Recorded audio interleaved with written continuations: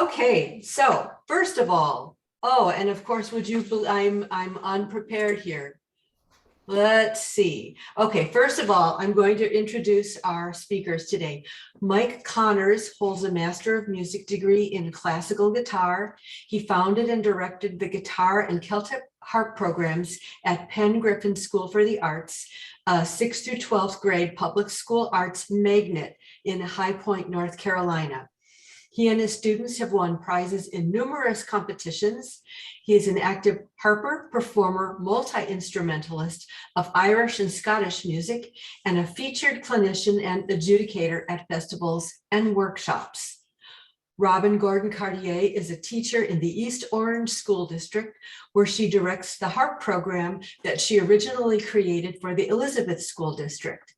She is president of the North Jersey chapter of the American Harp Society and has served on the national level as second vice president, director at large, and she continues to be a sought-after presenter of workshops across the country. And her website is robbingordoncartier.com. There's 2 B's in her first name. Kim Perkins holds a master's degree in elementary education and teaches in schools while also teaching piano and Celtic harp privately to students from ages 4 to adult. She is the event organizer for the Scottish Performing Arts Classic and would love to see Celtic harp brought into schools as a regular part of music programs rather than as an eclectic or eccentric instrument. And Kim is the reason why this meeting is taking place. She had contacted me about my experience teaching in public schools. I'm a product of the Milwaukee Public School harp program from many, many, many years ago. And it was run by my teacher back then, Jean Henderson. So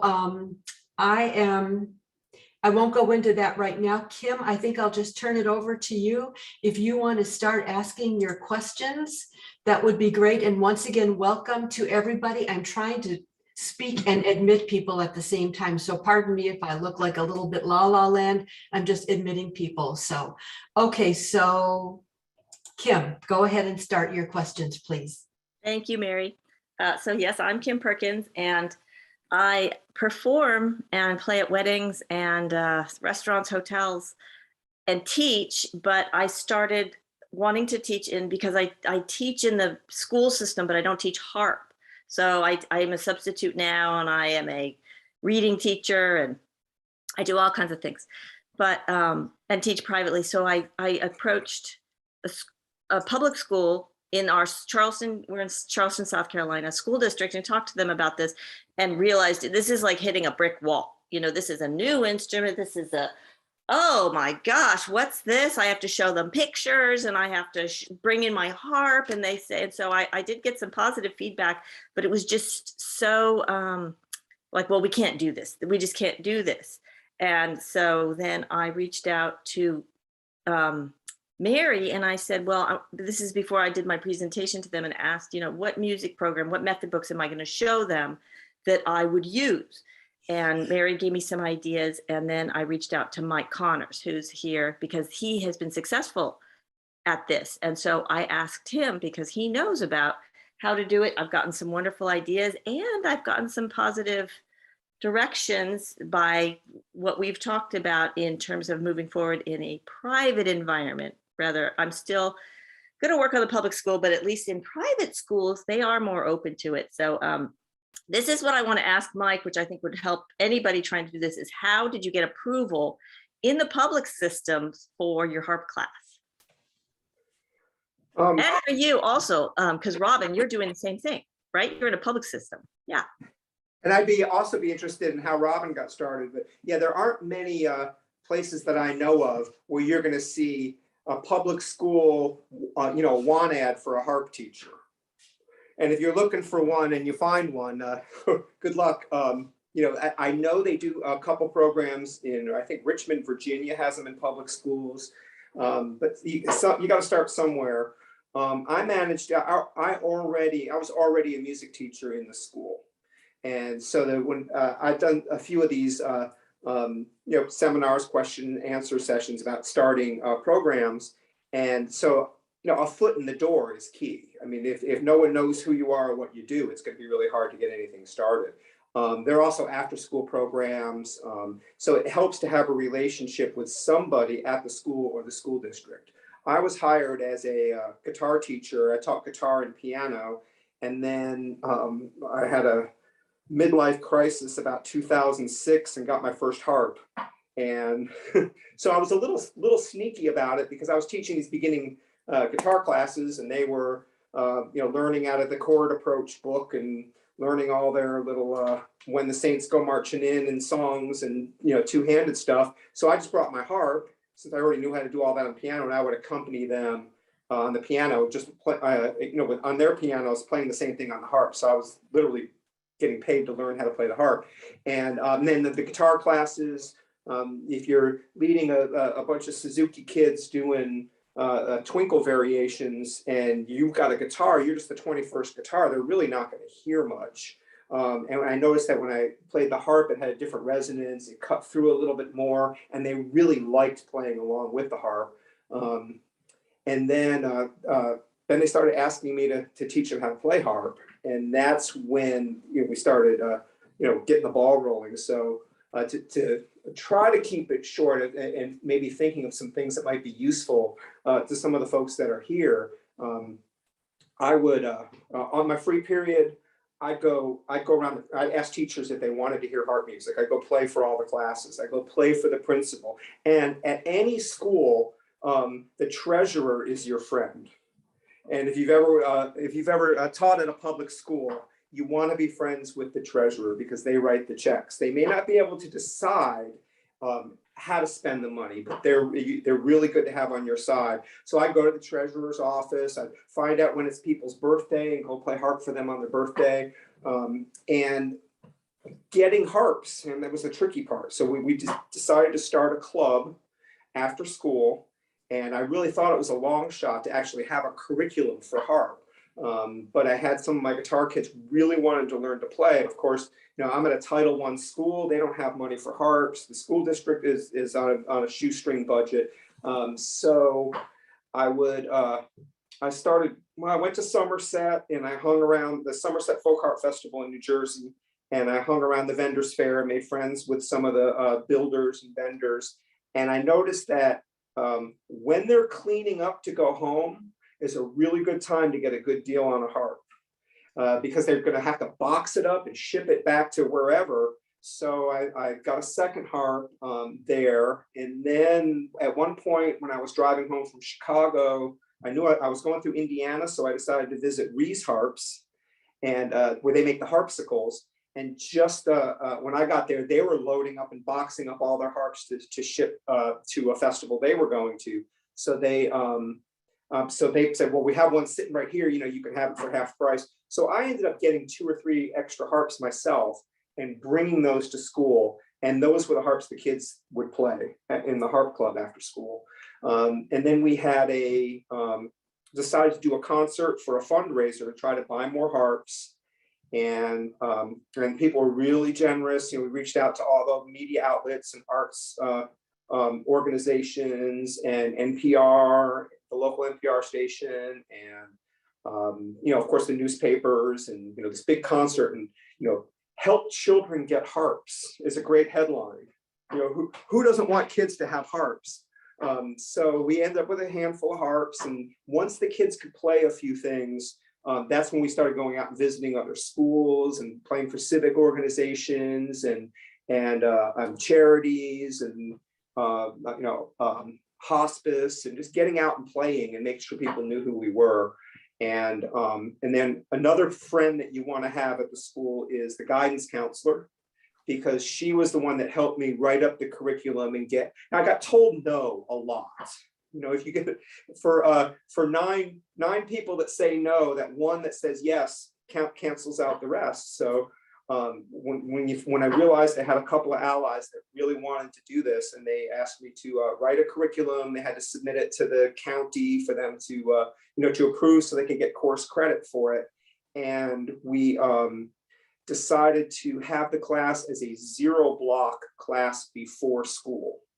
So I went in an hour early every day, And I would only do it if the kids would commit to doing it every day. I did not want it to be something that they come once in a while. And so when it was a club, we did it every single day. And then once it became approved for a class, it would meet an hour before school every day. And another suggestion for getting harps is if you're at a school that has any kind of a shop or technology class, we managed to scare up a little bit of money to get a couple of the music makers kit harps, and the kids assembled the harps. And they had a blast because kids, parents, other teachers, I would get the art teacher in there and get people who liked woodworking. And there were lots of photos, great photo ops of kids with tools building harps. And so word gets out and people really are generous. Community Foundation, we started writing grants that helped us get the harps. So that's kind of how we got started. Kind of all over the place here, but. No, that's great. Thanks. And Robbin, what's your story? Well, I think just like he said, that all over the place really fits in there. And I think when Mike said your foot in the door, my degree, my bachelor's degree, and I went to college as an older person. I got my first degree at 32. And all during those classes. So you imagine you're an older person, you're going to school, you're working full time, you are a different kind of student. And I always said with this music education classes, I'd be like, every time I had a ta-ta, ti-ti, or gung gung with the Orff instruments and Kodai and all those different classes, I always kept saying, one day, all I'm going to teach is harp. That's it. You watch and see. And I would say that and they would laugh at me. And so my degree was a vocal general teacher. And I got my first job teaching K-8 vocal general. I can play the piano. I know how to play the piano. I can play it, but I'm almost like, the really old piano teachers that are like cha. That's the kind of piano I play. And because I taught choir, I didn't want to be bothered with the piano. So I took my harp to school. My harp's at school, the kids see it, just like Mike said, they want to play it. I didn't want them playing my harp. So I took other harps to school. I'm like, I don't want y'all playing this one. Let me take some other harps to school. And all of a sudden, I had all these children who wanted to learn how to play. And so for my very first concert as a choral director teacher at my first school, I had, and Marinda who's here, I probably borrowed one of her harps. All of a sudden I borrowed harps. I had 10 kids playing the harp plus the choir plus everything else. I had all the borrowed harps, and the supervisor asked my husband, it's like, wow, this is great. Where did we get all these harps from? And he's like, no, I'm taking them home tonight, but those are the harps. And that's kind of how the harp program began in my first job. But it was still, you have to be careful. I'm a teacher. You need to be certified to work in a public school, point blank, period. So Mike said with the private schools that's an option. Also, if you're not certified for teaching in schools, I would say your next best chance of starting a group harp program would be to go to the churches.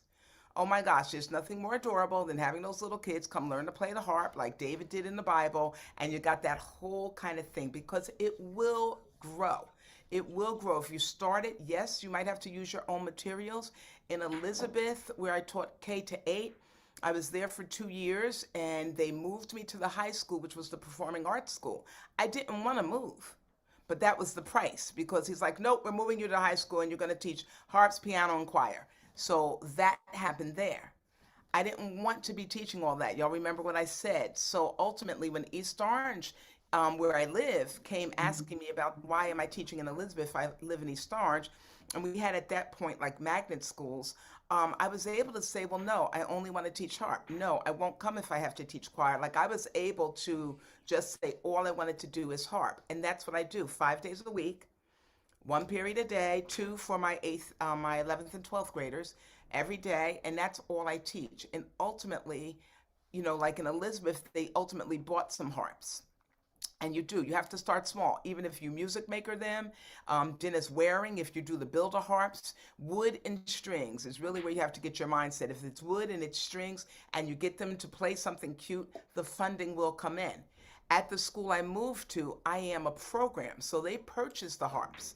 I did not move to that school until we had a big purchase order for a lot of harps. And then, of course, every year it's a fight. but it's a fight you can win because you kind of have proof of success. I also am very attracted to the kids that nobody else wants. And that's a real good target kind of way and audience, and I guess because I was a kid, the kids who are kind of like, not interested, they're pains, they're just roughnecks, they're just the rough kid. Put a harp in the rough kid's hand, you're going to get some funding because all of a sudden it's attractive. And that's where we do now. That's all I teach is harp 5 days a week, 6 classes a day. I have 42 students this year. I only take 10 a grade, but yeah.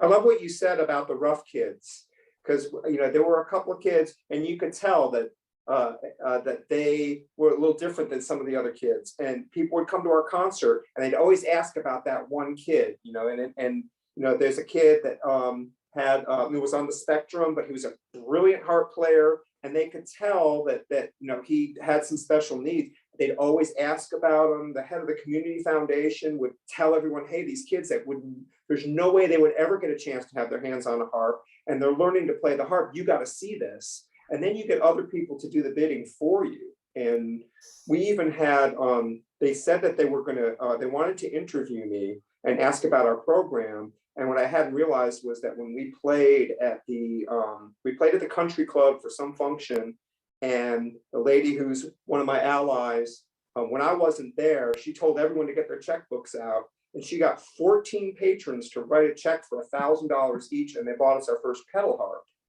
And it was mine. They surprised me. I didn't know that's what they were doing. They took me out in the hall and asked me a couple questions and told the kids before they told me. And then they made a big deal of photo op with a check for $14,000. I was like, hey kids, ever hold a check for $14,000? Absolutely. And one of the kids said, we could buy 6 or 7 lever harps with this. But we that they wanted us to get a pedal harp, so that's we got it. And so when Nutcracker time comes around, people are really delighted. Well, this brings up, I have a question for both of you who have done this, because the district asked me this in my presentation. They wanted the kids to be able to take them home to practice them. So if the district buys the harps, do the kids get a harp to take home, or can the kids buy a harp of their own if their parents can do so? And so there's a mixture. So like getting the harps, and like what if a kid wants to take one home for the weekend and practice? Is this something that's allowed? You want to go first, Robbin? Sure. So my students come every day. We're working on that. It is something really important to me also, to have that feeder program, to have the kids who can take harps home to practice. But when it became really a thing is COVID.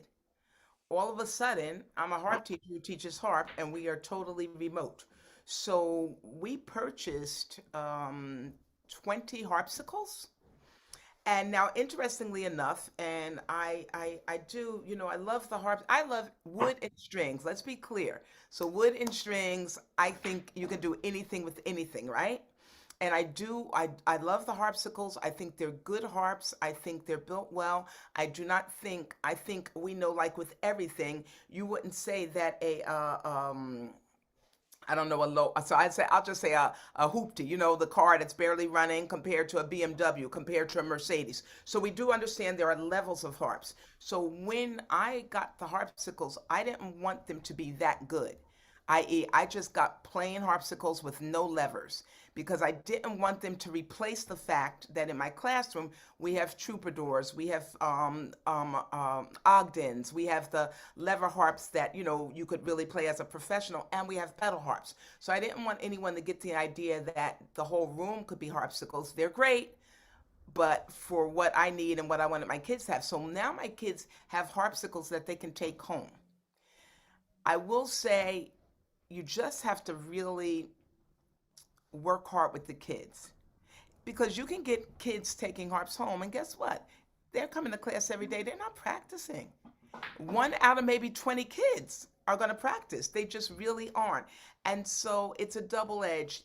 I send harps home with kids I can make a real show of who are going to practice, but yet I still have to work extra because they're not just going to do it on their own. So they have goals they have to meet. So we do have the harpsicles, and ultimately I'm hoping to get all my folk harps out and at home because my kids are big. So I need big harps, I need preludes, I need troubadours. My kids are big, tall kids. So whereas adults can play smaller folk harps because we know what we're doing, it's a different thing teaching position and teaching things with the kids slumped over. So that's my take on it. And I don't let the parents buy any. I tell them to save up for a harp that they're going to go to college with. Yeah, it's similar experience. It took a while. We got a bunch of harpsicles. I think they're sitting there now. I retired from the public school gig, but I think when I left, we had maybe 14 of them, and we had about half a dozen Dusties, and we had, a few other harps there. So going back to the question of taking them home, we met every day, and so they got to play every day. And like Robbin said, you could send harps home with kids, and not very many of them are necessarily going to practice on them. So what I would do is, you can tell who's really working and who's really into it. And some of these kids started playing some gigs and stuff. So, but it's a very difficult balance because, well, you let them take a harp home, and how come I can't take one home? So I had to be very careful about sending harps home because we didn't have enough for everyone in the class to have one at home and then also have our set at school. What I did do though is I have a neighbor who's a woodworker, and he helped us build these stands for the harpsicles. And it has a little butterfly nut on it, and you can screw it on so it stands up, and so they don't have to try to do the balancing act. They actually fit in the case. I know they from Rees Harps, you can have a snare drum stand, the metal folding stand that has a little thing on it that's designed to fit the harp.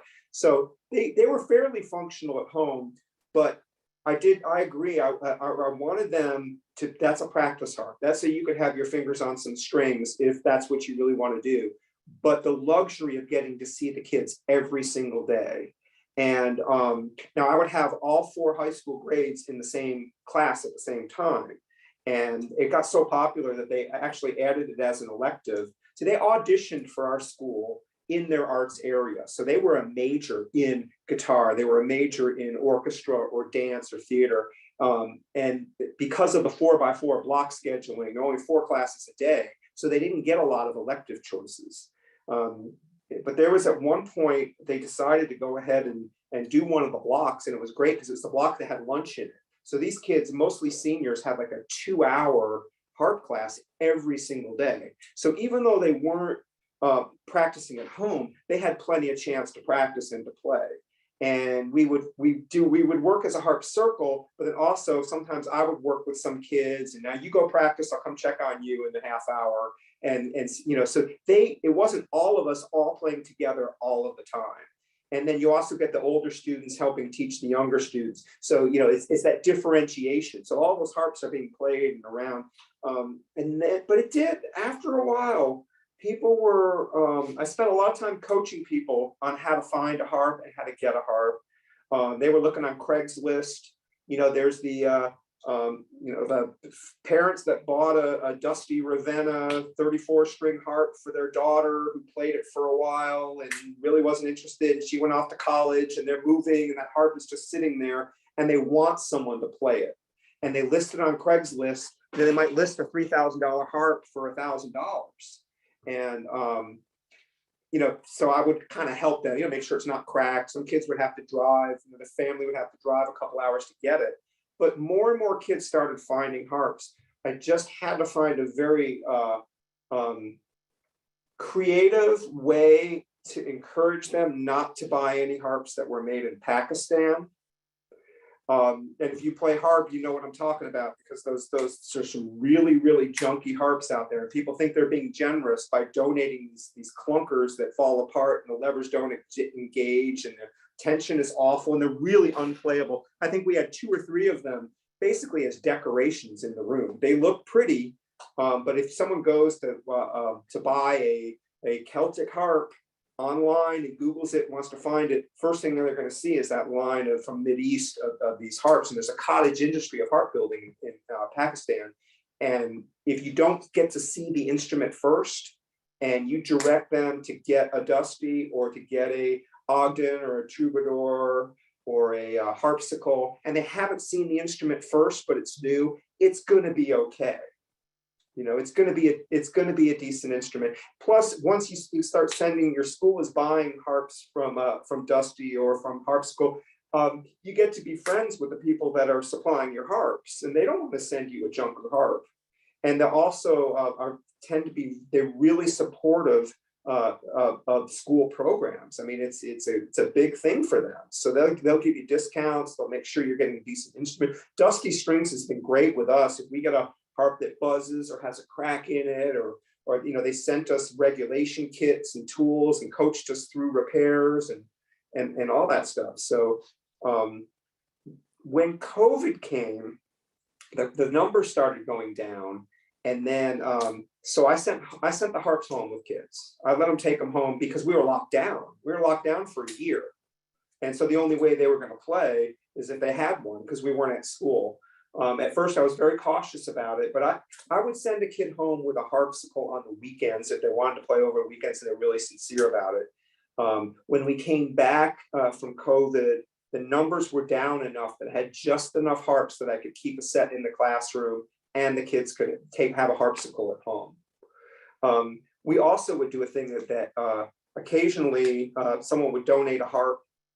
We had someone whose son passed away, and he was a brilliant harp player, and she gave us the harp. And one kid fell in love with this harp. And so at the senior awards program, I made sure it was okay with administration. We had the Randy Parker Memorial Harp Award, and we gave him the harp.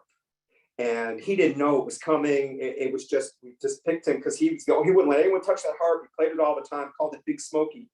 And there wasn't a dry eye in that auditorium when he got that harp. And he's been out for about 5 years, and he's playing gigs all over town, and it's just really happy. I mean, there's just nothing like harp.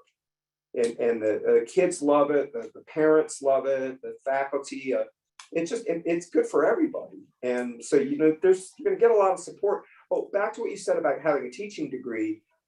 There are some programs that do have a lateral entry for public school, which means you can start teaching and you work on your certification, your licensure. You have like 2 years to get it. So you're in the classroom, but then you're also taking some education classes. There are a lot of folks that have performance degrees and went to college and have a bachelor or a master's degree, but haven't done music education. And so usually, you know, schools are going to be like, I don't know. But if they have a lateral entry program and they need teachers, then even if you're not, you know, all about being an elementary music teacher, that gets you in the system. And if you can get hired by a school district and start teaching, and you have a harp, and people are going to be interested in it. So here's another way to get in. That this is what I was told. So I went to the public school and talked to them, and like I said, it's a bureaucratic mess. You know, that you have to go in, because they said the same thing to me, like with you, Mike. You know, the kids are limited in the block periods about how many electives they can take. Obviously, this is an elective course, and they may like the idea, but they're going to say, oh, well, the district just won't allow it. So I went to the private school. The private schools are a different matter because they have more. Each school can choose how they want to handle their classes. They don't have to get the big district to give the umbrella okay. And I was told they would love to have me. And let's start like as in the after school, you know, they have all these enrichment classes after school, which is I like better because you get to set your price and you actually can make more money than as a private school teacher. You know, they don't pay very well, but you can supplement your income, or you can go after school, and they have these programs, and so I was told, this is great. We'll start you in an after school program. Each class is 8 weeks, and then you can continue it, if it's successful. And the principal at this particular school said, I know this will be popular. Everybody's going to want to do it. But my question is, okay, they want to sign up for an after school program and it's an 8-week program. Where are you going to get a harp for this? Because the schools aren't going to provide for that. And do I ask the parents to like, oh, let's try it out for 8 weeks? This is a stumbling block for me that I haven't been able to find the answer to in order to start this program, which obviously is a foot in the door. And if it worked and it was great, we could move into the real school curriculum or into another school. But I just haven't known, like, okay, well, do I ask parents to buy a harp? Any ideas? Oh, go on, Mike. Oh, that's hard. It's a tough one because I think that when you're doing private school, I did private school for several years before I did public school. And it's really more like running a private studio. They're just providing the space. If you have 8 students signed up and they pay X number, that they're doing the billing for you, but it's not a lot different than teaching at a church academy or, an after school program or, a cultural arts center that has teaching studios or a music store. It's more like that. So it's trickier to get the harps. But if you're, because if they only see you once a week for a lesson, that's different than teaching classes. Grant writing, I would think would be the way to go. If you can get a class set of harpsicles and go to the Regional Arts Council, if there's a community foundation, if they're, find out who's given the grants, and check with the Arts Council, the State Arts Council, and you can write a grant. Usually can get a couple $1,000s, and that can buy you several harpsicles. Because I would think if you're only going to see them once a week, they're probably going to need a harp at home to play. And if it's a private school, depending on the demographic, I mean, if they're pulling up, if their kid is driving their second BMW to school every day, there's a good chance they could afford to go buy a harp. Exactly. But you don't want to exclude kids that can't do it if they can't buy one. So the hardest thing, if they can buy a guitar for $100, but you can't buy a harp for $100. So Robbin, you look like you want to say something. Well, no. I like, Harpsichord, definitely check out because they have a really generous, I would say, teacher program in terms of getting started. There are more people around that we don't know about oftentimes who have harps sitting in the corner and they don't play them anymore. So I would almost start like a local campaign personally to see if anyone had harps to rent. Of course, I want them to just give them to me, and I work on that with the foundation. But even if somebody who isn't using their harp anymore and for a nominal amount would rent it, I just really believe that you have to start it yourself. You're going to have to start it yourself. So even if you were personally to get 2 harpsicles, and even some of the companies might be willing to give you a rental fee that is doable. Now, of course, they can't take these homes, but all you need is 2 kids playing together, showing that it can be done.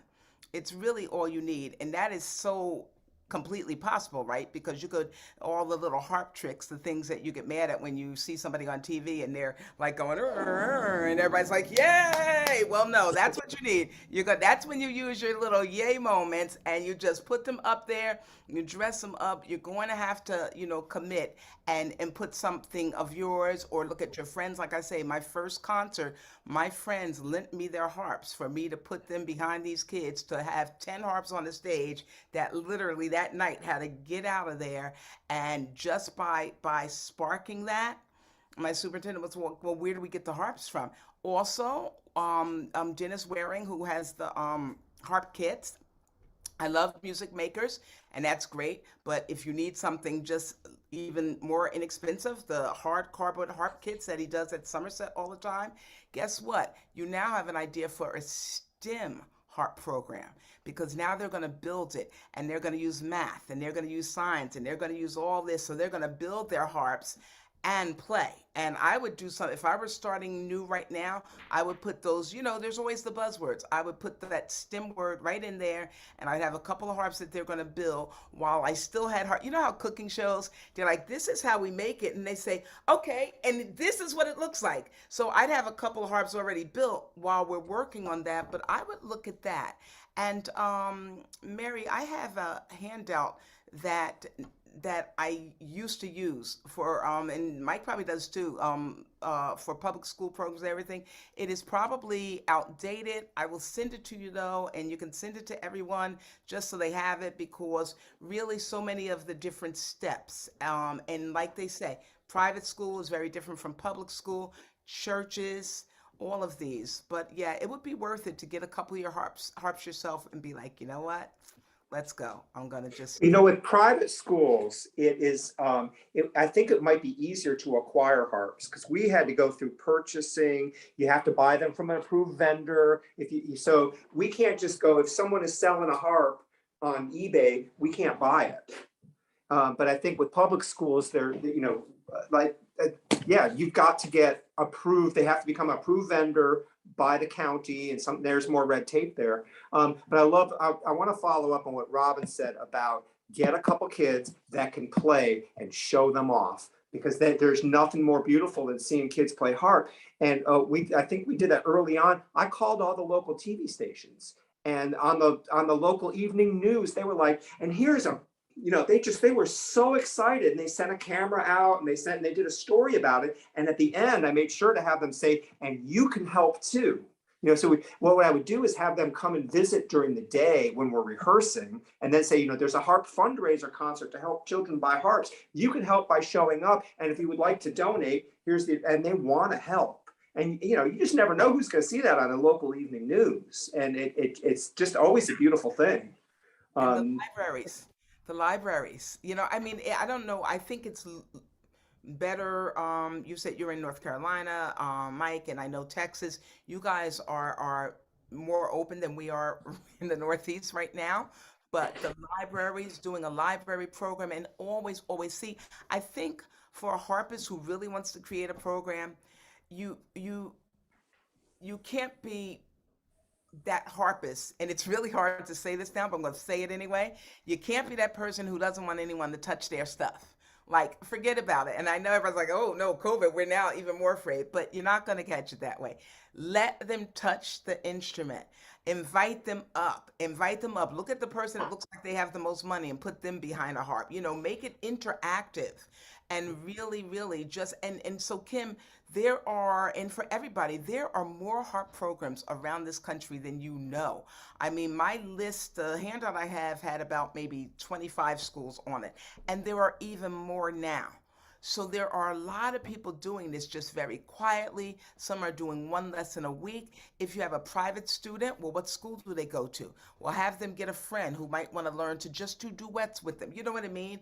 Like, you use all of that to just get in the door, because it really works. That's all I teach is harp. It's very narcissistic. Well, and honestly, if you're trying to start from scratch and you're looking to make any money, it's going to take a while. You're going to put in a lot of time on your own, because you're trying to educate people on how to get harps, where to get harps, how to do this. I mean, you put in a lot of extra time. Because when I was doing my class, everybody went in. I taught an extra hour a day just so that I could teach harp. But one of the real selling points of the program, it was the fact that teenagers would go to school an hour early every single day to play the harp. And if that doesn't sell your program, you try getting the kid out of bed in the morning, just get to school in the first place.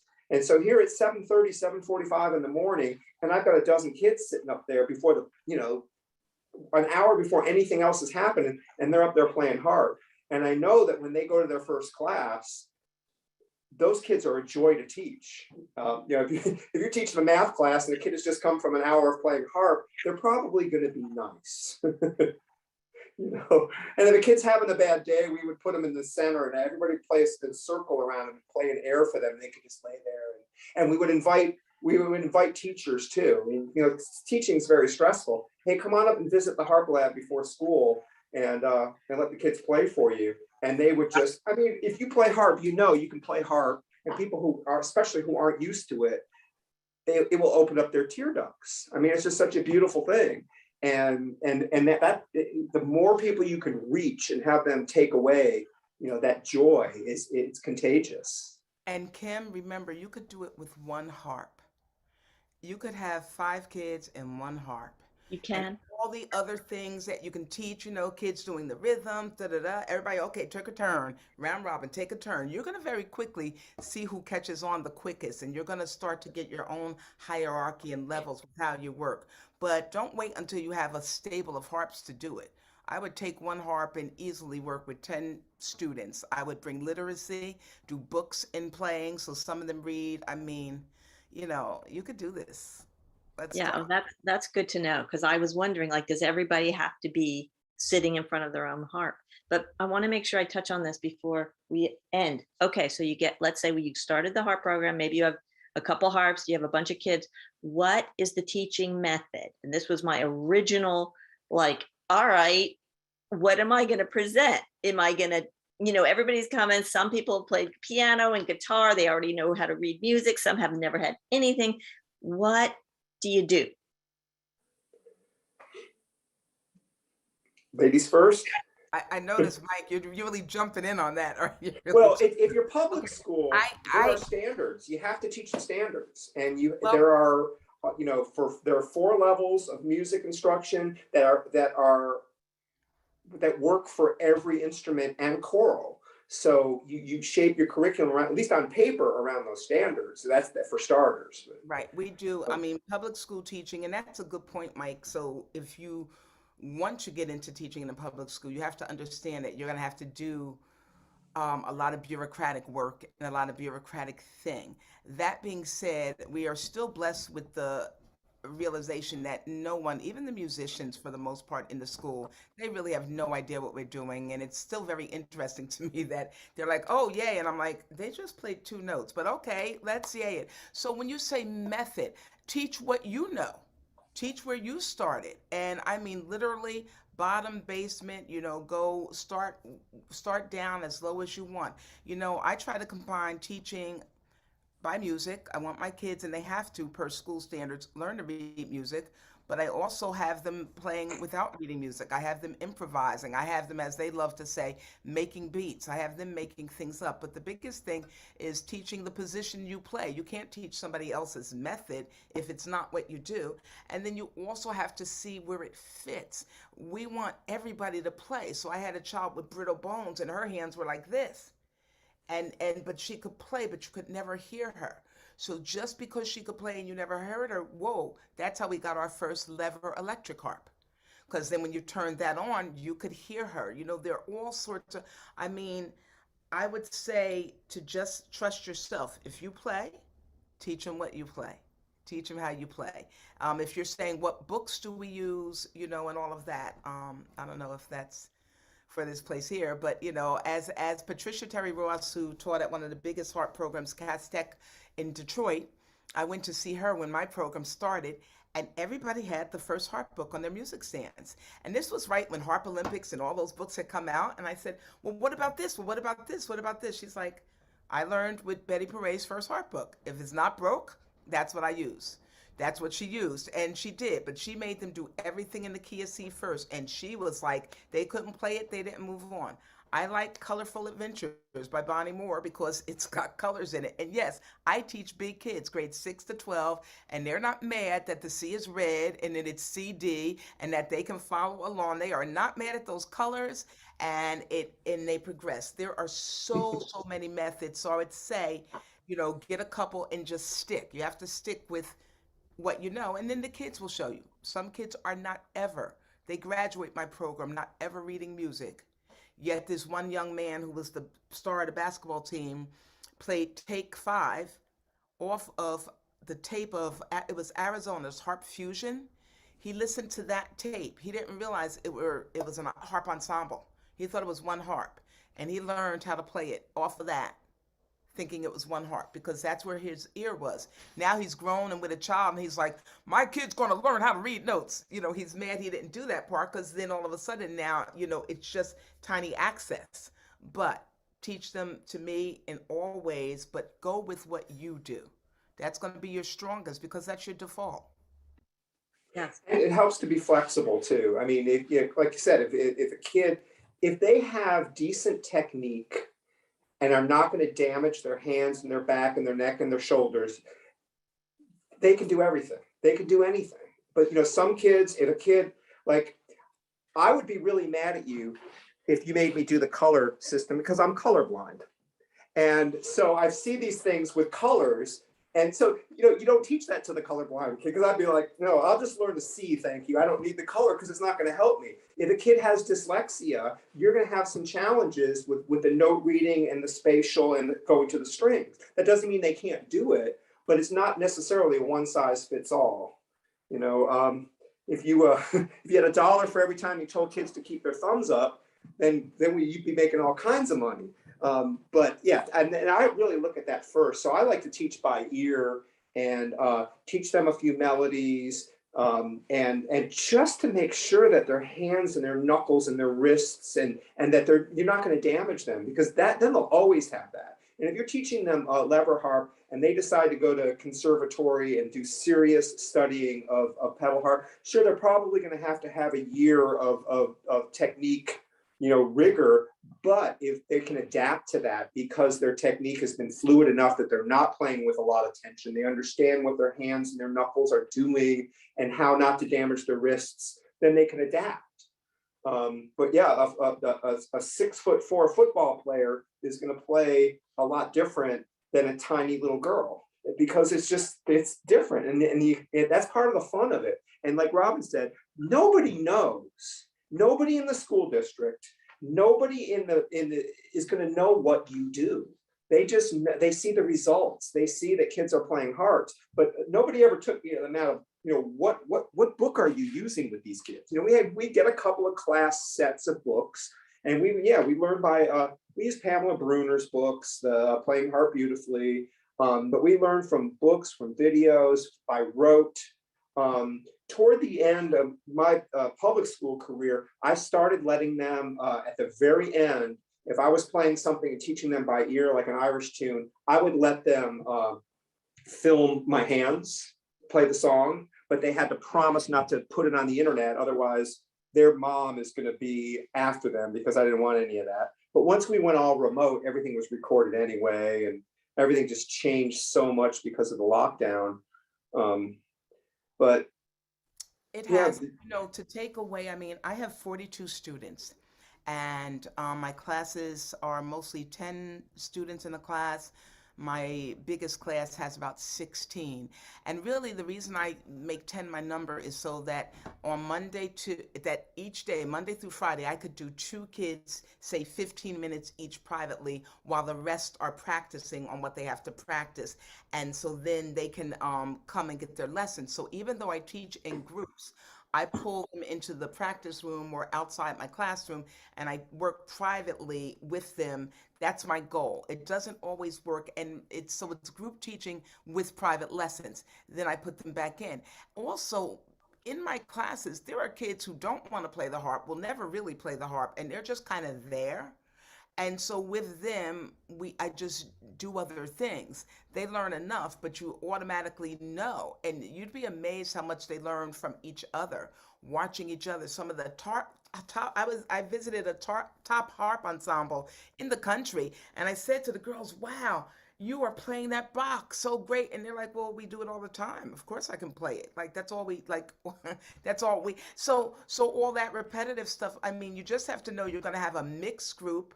I do give private lessons within that. The kids who really want to play will come extra. So my goal is 2 lessons a week, 15 minutes each. Our classes are 40 minutes. Then we get all together and we're playing all together. I have the kids work with each other. in the group. So, you give assignments. They love challenges. Everything is reality TV. So if they can knock somebody off the Harp bench, theoretically, they love that. So making challenges where, okay, group A, B, C, D, let's see who can do this the fastest and the best. They really do. So they work well together. And when I need them separately, I pull them apart. I also can work in all sorts of chaos. So I can be going around my room working separately with a kid, even while everything's going around. So there is And I that. don't know how they can do that. They do that in guitar. I guess you couldn't do it in band, but you'll be in a room with 12 kids and they're sitting next to each other and they're all playing something different and they're tuning each other out. But if you try to separate them, they get upset. They want to be sitting next to somebody that's their friend, even if they're not playing together, even if they're not interacting. If you spread them out, they get mad at you. I mean, they like the camaraderie of being, but you're right. They watch each other and they push each other. And it's like, well, she can do that. I'm gonna practice that. How can she do that so fast? And then they start wanting to do it by hearing, each other. And that's part of the fun of it. And you can do units too. Like sometimes we would just do, next week, everybody's getting a lesson. So this week, this is what you're going to be practicing while I'm giving the lesson. And sometimes some years I would do like Wednesday is lesson day and everybody's getting 5 minutes with me.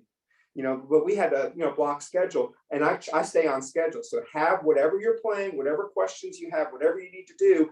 I've got a rolly chair and my harp and I roll up to each kid. What you got? Okay, try this. Now maybe you can do this and this and this and this. Very good. All right, I'm moving on. And and hit that timer. And you can spend a couple minutes with each kid.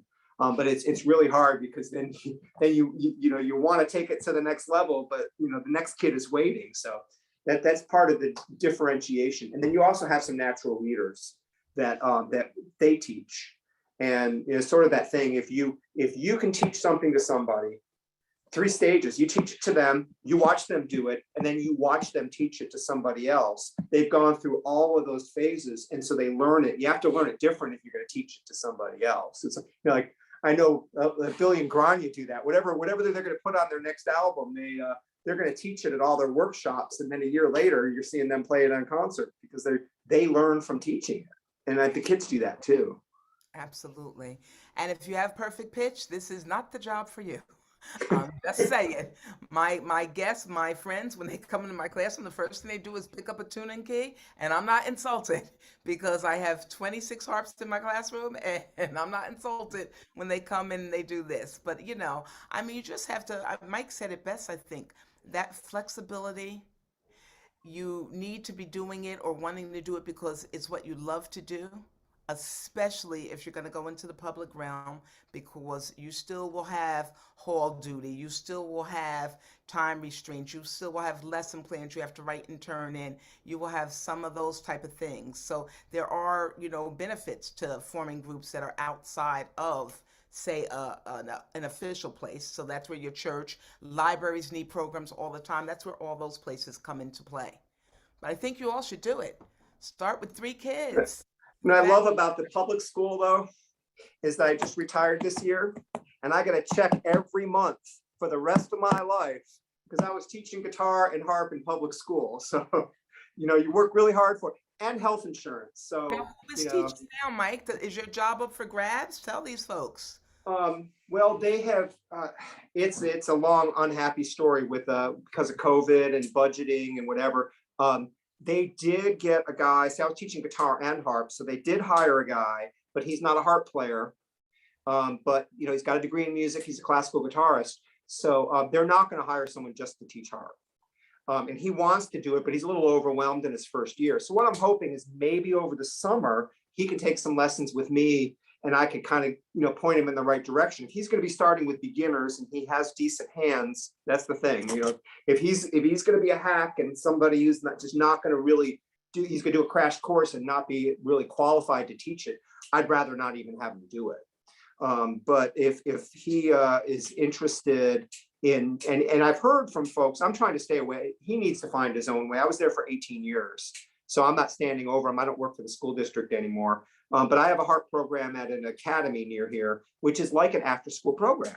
And it's great because it's back to the one-on-one teaching, and the parents are there for every lesson. And so, it's nice. I don't know if we're ever really retired if you're a music teacher. But I'd like to see that program continue. The lady who really helped get us most of those harps is waiting for something to happen, and she has threatened to go up there and take them and bring them. There's actually the Salvation Army here in High Point has an after-school enrichment program where they're teaching music lessons, and she's thinking of going and grabbing those harps and bringing them up there.